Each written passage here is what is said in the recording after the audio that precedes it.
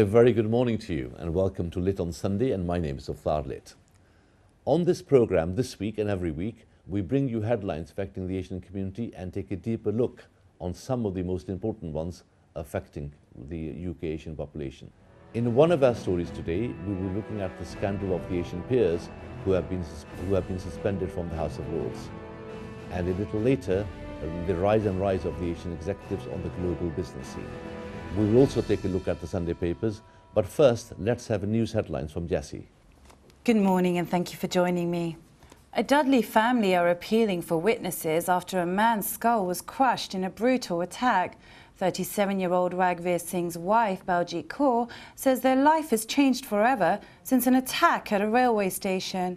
She says he was with his cousin, who has learning difficulties, when two men approached them at Dudley Port Station on the 30th of May. A third man came over and started punching him and left him with life-changing injuries. A 23-year-old man has admitted murdering his teenage friend in a knife attack in Bradford. Mohammed Rahel will have to serve a minimum of 12 years before he can be considered for parole. Rahel stabbed 19-year-old Mohammed Rayab through the heart and he died in the early hours of 16th of March. The jury heard the attack was intended to avenge an early attack on Rahel. A pioneering campaign to get more kidney donors using people from within ethnic minority communities is proving to be a big success. Kidney Research UK says a unique team of peer educators have managed to help increase the number of South Asian people coming forward as a donor. Typically, South Asian people will have to wait twice as long for a transplant. The National Union of Students have warned that black minority ethnic students will be among the first to miss out on university under government cutbacks.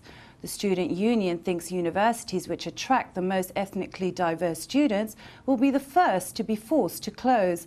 A government report has recommended raising the cap on tuition fees to £7,000. America's president is very excited about his visit to India next month. Barack Obama is looking forward to developing strong relations with the country.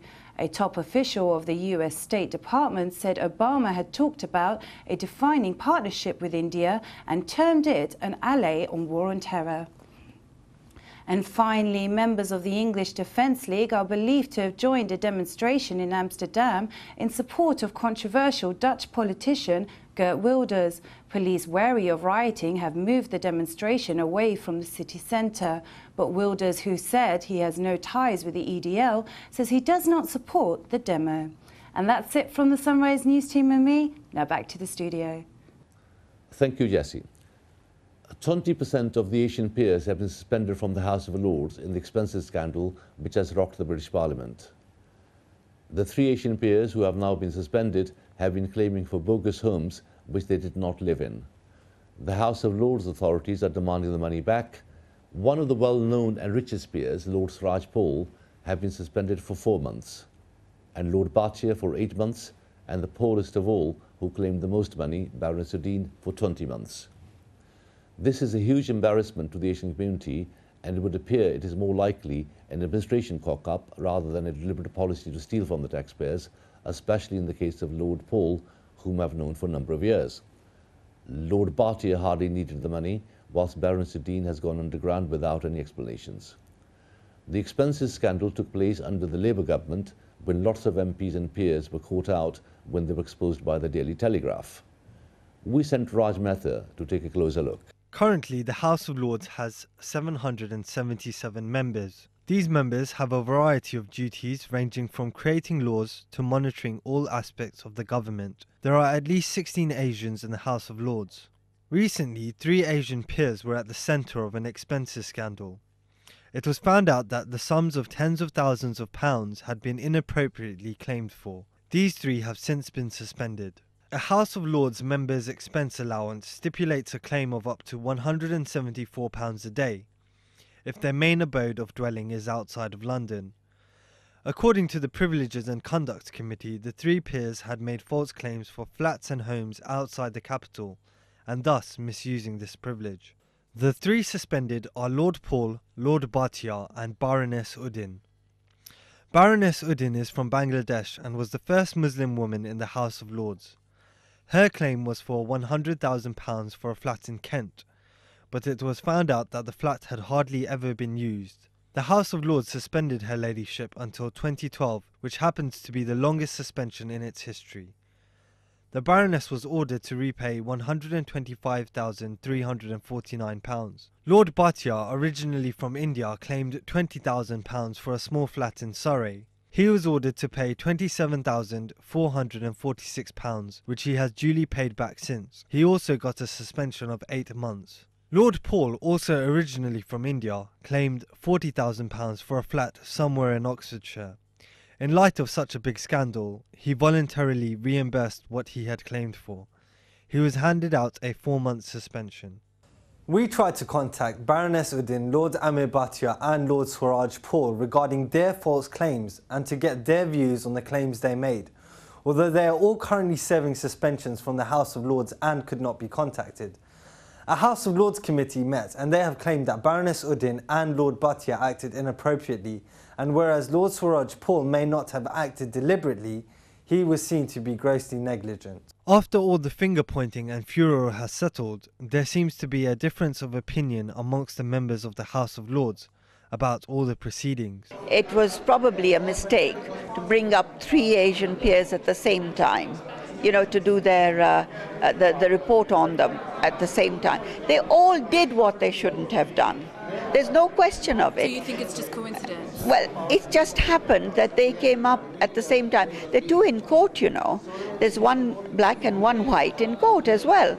I mean, it's just a question of bad luck that they came together. But they all were not doing the right thing. They were cheating, straightforward cheating. And to think that 2 quite rich men were doing it is really very upsetting. Very upsetting for me. I was upset because anything bad like that tends to reflect on us all, you know, as minorities. And I was very distressed by it. I was there in the House of Lords when it was a very sad occasion for the whole House when that took place, and nobody was happy about it. Everyone was very sad that it happened. And the issue was raised by one of the peers about whether it was racism, because it happened that the 3 peers were all Asian, and it was made very, very clear by all those involved and by the Lord in charge who was speaking in the chamber, the peer in charge, that there was absolutely no case of racism whatsoever, and it would not even have occurred that racism would have ever played a part, and it just so happened that the 3 in this particular situation were Asians. In the Houses of Parliament, this has not been the first time an expenses scandal has come about, with MPs having had to pay back money recently. So we took to the streets to find out the common person's views on the matter. Well, they must, if they've done wrong, they must know they were wrong, mustn't they? The government, so to speak, the people who they work for, I think they should be sacked personally. I mean, at the end of the day, we work hard, we pay our taxes, and they're supposed to be kind of looking after us, the people. And all they care about is renovating their house, private cars, and unnecessary expenses that we pay for.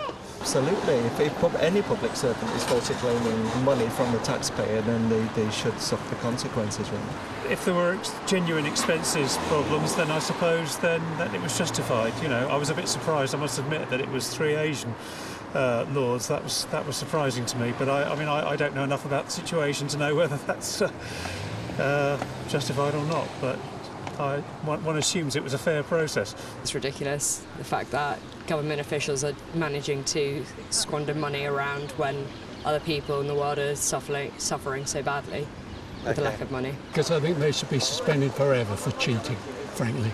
Whoever they are, Asians or non-Asians, I don't give a f***. If anyone's been done for that sort of thing, then they should, you know, fairly be suspended, and until proven guilty, then, you know, that's how it should be. They well deserve that. They should be suspended, and they should go through the sort of the judicial channels as anybody else to be penalised. It doesn't make me happy, but I think it's across the board. There's probably a lot we haven't heard about yet. Cheated, and he's not the only one cheating this all, but hey. They shouldn't be claiming it in the first place. what they have done is wrong and they should be punished accordingly to the law. The House of Lords has been put in the limelight with this scandal, and the Asians involved have brought the House into disrepute. Whether further peers will be found to be having done the same false claims remains to be seen. The suspensions remain to be served, and the House of Lords have made history by giving the most serious of punishments.